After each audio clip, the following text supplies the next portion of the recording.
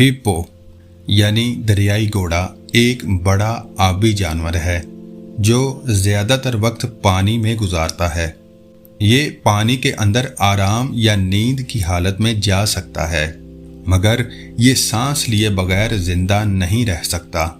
جب ہپو سوتا ہے تو اس کا جسم ایک خاص خودکار نظام پر کام کرتا ہے۔ وہ چند منٹ کے لیے پانی میں ڈوب جاتا ہے اور پھر بغیر جاگے خود بخود اوپر آ جاتا ہے۔ اوپر آ کر یہ سانس لیتا ہے اور دوبارہ نیچے چلا جاتا ہے۔ یہ عمل بار بار ہوتا رہتا ہے۔ عام طور پر ہپو ہر 3 سے 5 منٹ بعد سانس لیتا ہے۔